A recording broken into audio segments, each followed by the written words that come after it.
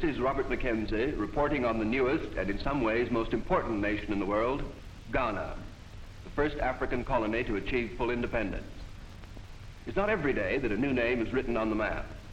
Here on the west coast of Africa is this land of 5 million people, known for centuries as the Gold Coast, a British colony since 1874, but now from March 6, 1957, Ghana. Accra, the capital of Ghana, stands on the Atlantic coast. The people of Accra love to enjoy themselves, and in the dance halls, the Kalamazoo Shake Your Head, Weekend in California, and the Super Service are just three, they dance to the local high-life music.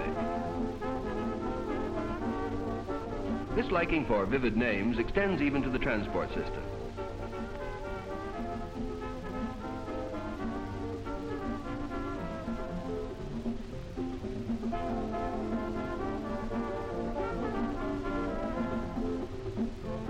But essentially, Accra is a town of bustling prosperity.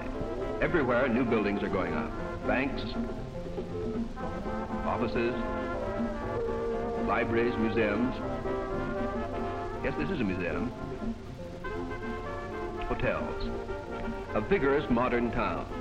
A fact that is emphasized by the prevalence of that ultimate in a city's sophistication, the traffic jam. The present prosperity of Ghana stems from one crop, cocoa. About a quarter of America's supply comes from here. But the country is rich also in timber, gold, diamonds, manganese, and bauxite.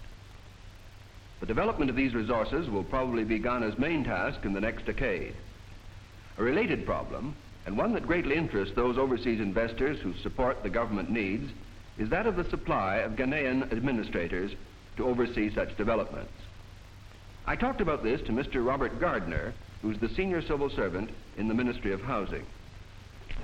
Well, the junior service is all African already. And in the senior service, we have an equal number of Africans and non-Africans in the service.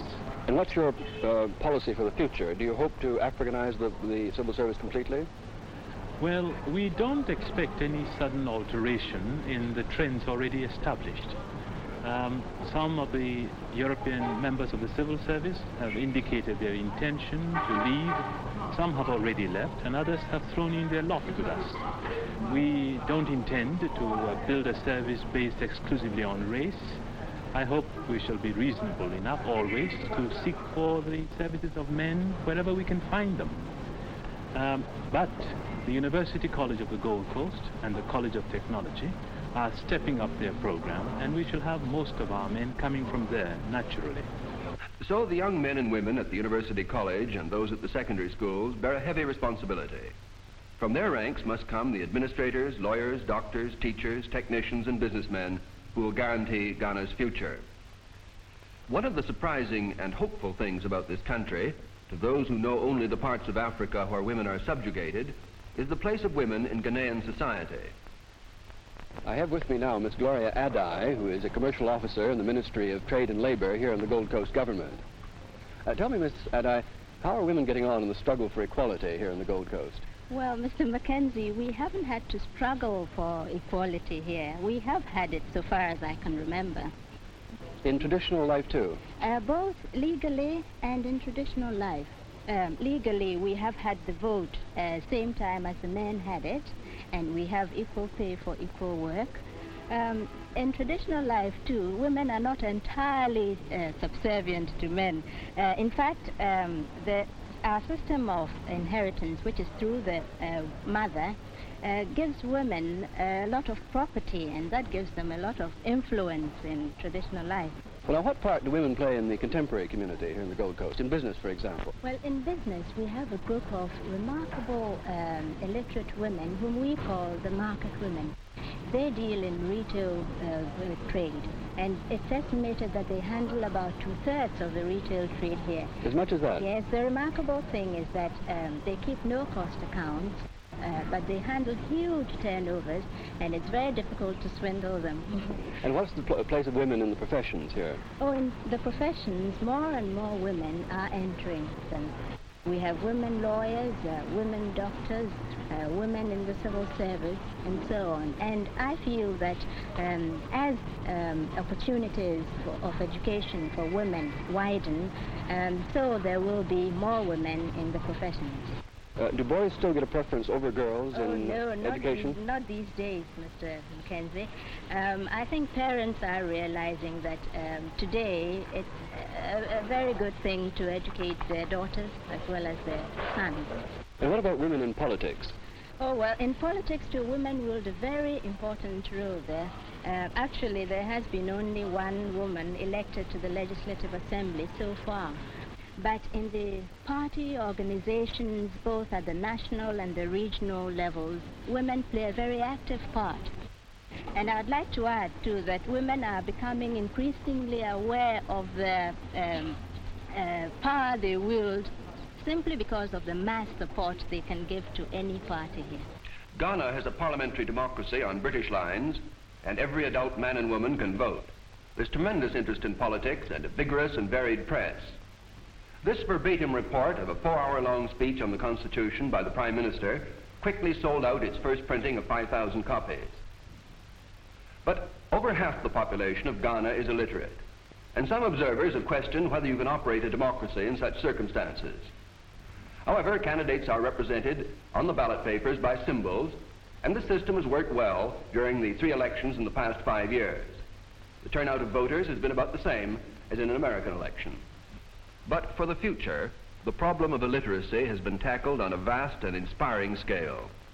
To begin with, every child in the Gold Coast is now assured of primary education at least. For adults, too, there is opportunity to learn, and their enthusiasm for learning is boundless. The program ranges beyond reading and writing to hygiene, nutrition, child care, and citizenship. Much of this work comes under the general name of community development, in which subject an American visitor to Ghana, Monsignor O'Grady, is an expert. Monsignor O'Grady, the Christian Church has played an important part in the history of Africa. Do you still see missionaries playing a role in an independent Ghana?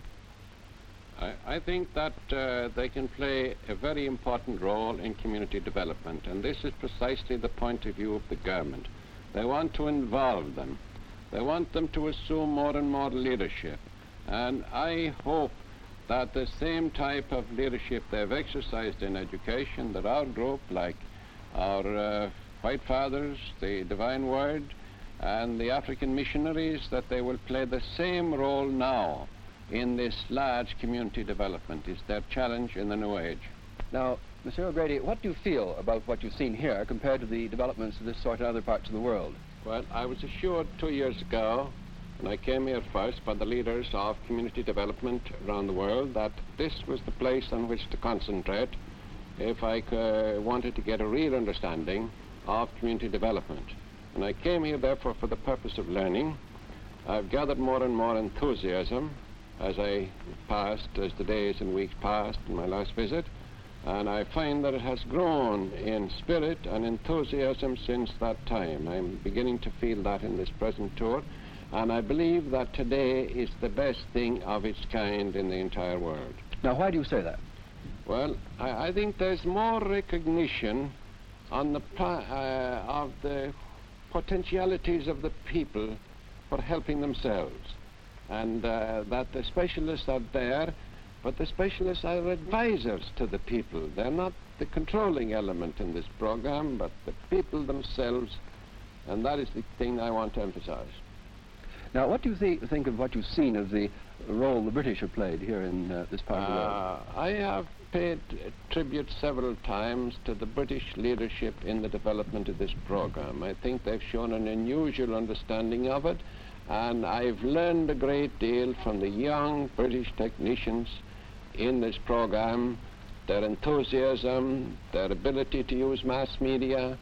I think their leadership and then their understanding of the young African, their ability to get next to him. I think that has been the outstanding, the things that stand out in my mind mostly about the contribution of the British here. Do you think other parts of the world have something to learn from the Gold Coast?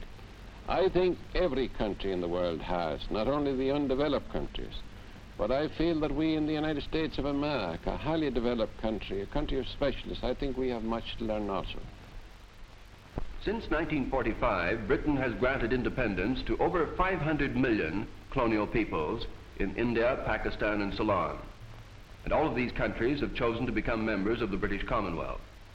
So too with Ghana, thus adding the voice of tropical Africa to the Commonwealth. Now, some people see this grant of independence to colonial territories like Ghana as a climb down by Britain. But in fact, it's been deliberate British policy to bring its territories to the point where they can manage their own affairs. As one British administrator put it to me, we've been trying to work ourselves out of a job. Meet now the man who has led this new nation to independence, Dr. Kwame Nkrumah, Prime Minister of Ghana. After he had visited your country, John Gunther, the American writer, said that he thought Ghana had one of the greatest opportunities in the history of mankind. Now, would you agree with that? I do, because this is an opportunity for the African to demonstrate to the world that the African, given the chance, can manage his own affairs. And can you live up to this chance, do you think? I think we are prepared to live up to this opportunity. We have had 5 years of what we call internal self-government. And now we are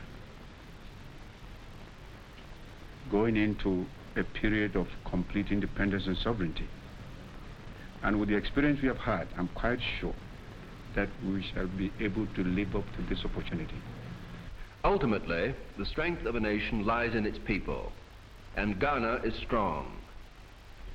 This is the village of Apapam, enclosed by hills. The next village is 8 miles away as the crow flies, but more than 100 by the existing road. And so the people of Apapam are building themselves a road, each man of the village giving 1 day's voluntary work each week.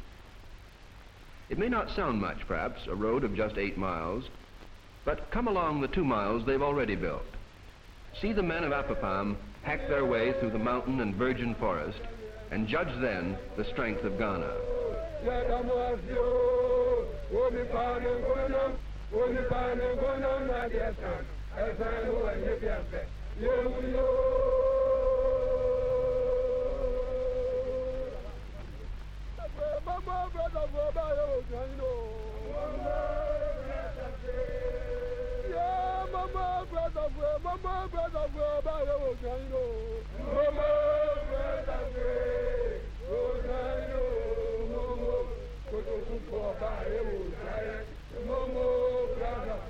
Mama, brother,